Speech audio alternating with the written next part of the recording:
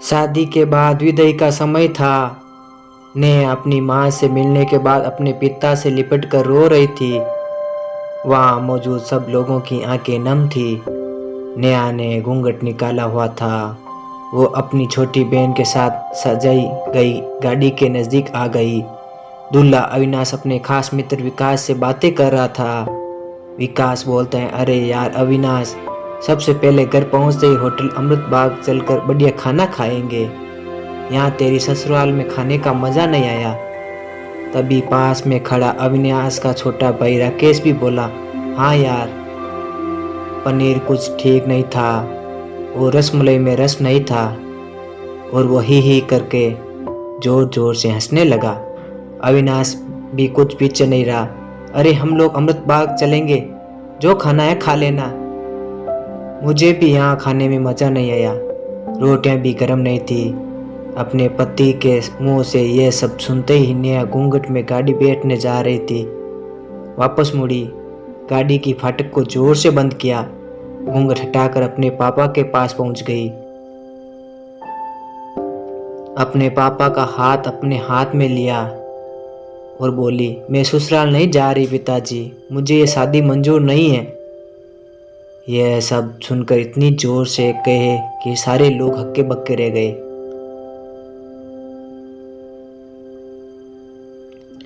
सब नजदीक आ गए। नेहा के ससुराल वालों पर तो जैसे पहाड़ टूट गया। मामला क्या था यह किसी को समझ में नहीं आ रहा था।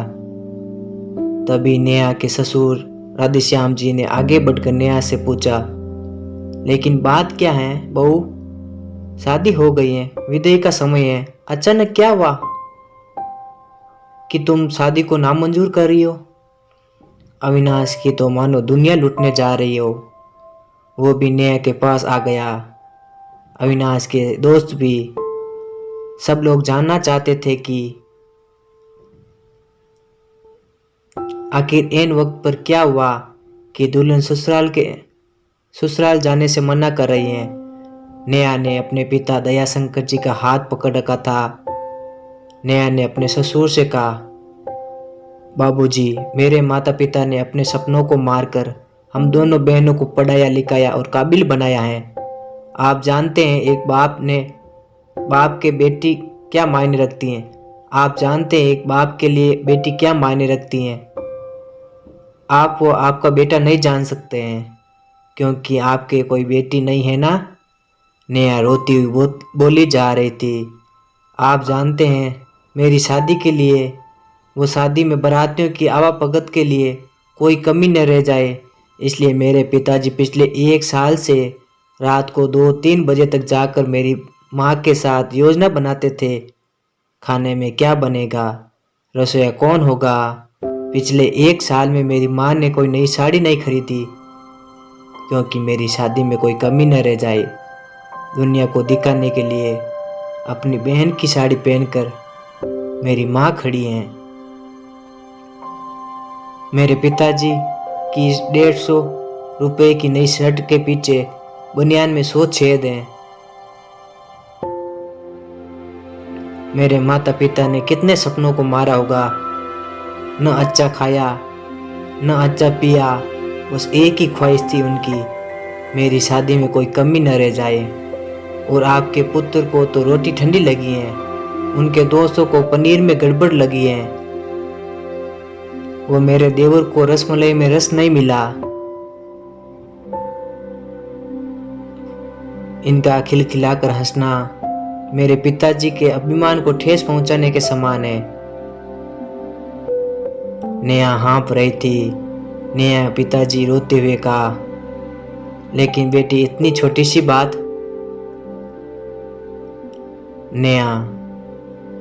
नेहा ने उनकी बात बीच में ही काट दी। ये छोटी बात नहीं है पिताजी, मेरे पति को मेरे पिता की इज्जत नहीं है। रोटी क्या आपने बनाई? रसमलाई, पनीर, ये सब तो केटर्स का काम है। आपने दिल खोलकर व हैसियत से बढ़कर खर्च किया है। कुछ कमी रही है तो यह केटर्स की तरफ से। आप तो अपने दिल का टुकड़ा अपने गुड़िया रानी को विदा कर रहे हैं। आप कितनी रात रोएंगे क्या मुझे पता नहीं? माँ कभी मेरे बिना घर से बाहर नहीं निकली। कल से वो बाजार अकेली जाएगी और जा पाएगी। जो लोग पत्नी या बहू लेने आए हैं वो खाने में कमियां निकाल रहे हैं। मुझ में कोई कमी आप में नहीं रखी, ये बात उनकी समझ में नहीं आई। दयाशंकर जी ने नेहा के सर पर हाथ फिराया, बोले, अरे पगली, बात का बतंगड़ बना रही है। मुझे तुझ पर गर्व है कि तू मेरी बेटी है, लेकिन बेटा इन्हें माफ कर दे। तुझे मेरी कसम, शांत हो जा। तभी अविनाश ने आकर दयाशंकर जी के हाथ पकड़ लिए। मुझे माफ कर दीजिए बाबूजी, मुझसे गलती हो गई। मैं करते हुए उनका गला बैठ गया। रो पड़ा था वह। तभी राधेश्याम जी ने आगे बढ़कर नेहा के सर पर हाथ रखा। मैं तो बहू लेने आया था, लेकिन ईश्वर बहुत कृपालु है। उसने मुझे बेटी दे दी। वो बेटी की अहमियत भी समझा दी। मुझे ईश्वर ने बेटी नहीं दी है, शायद इसलिए तेरे जैसी बेटी नसीब में थी। अब बेटी इन नालायकों को माफ कर दे। मैं हाथ जोड़ता हूँ तेरे सामने बेटी, नेहा मुझे लौटा दे। और दयाशंकर जी ने सचमुच हाथ जोड़े और नेहा के सामने सर झुका दिया। नेहा ने अपने ससुर जी के हाथ पकड़कर बोले, बाबूजी ऐसा मत करो। नेहा भी भावुक होकर राधेश्याम जी से लिपट गई थी। दयाशंकर जी ने ऐसी बेटी पाकर गौरव की अनुभूति कर रहे थे। नेहा अब राजी खुशी अपने ससुराल रवाना हो गई थी। पीछे छोड़ लाड़ गई आंसुओं से भीगी अपनी माता पिताजी की आंखें, अपने पिता का वो आंगन जिस पर वो कल तक चहकती थी, आज से इस आंगन की चिड़िया उड़ गई थी किसी दूर प्रदेश से और किसी पेड़ पर अपना घरौंदा बनाएगी। ये कहानी लिखते वक्त मैंने उस मूर्ख व्यक्ति के बारे में सोच रहा था जिसने बेटी को सर्वप्रथम पराये धन की संज्ञा दी होगी। बेटी माँ बाप का अभिमान वो अनमोल धन होता है, पराया धन नहीं। कभी हम शादी में जाएं तो ध्यान रखिए, पनीर की सब्जी बनाने वाले एक पिता ने कितना कुछ खोया होगा और कितना खोएगा। अपना आंगन उजाड़ कर दूसरों के आंगन को महकाने कोई छोटी बात नहीं है। खाने में कमियां न निकाले। बेटी की शादी में बनने वाला पनीर, रोटी, रसमलाई पकने में उतना समय लगता है जितनी लड़की की उम्र होती है। यह भोजन सिर्फ भोजन नहीं है, पिता के अरमान और जीवन का सपना है। बेटी की शादी में बनने वाले पकवानों में स्वाद कहीं सपनों के कुचलने के बाद आता है।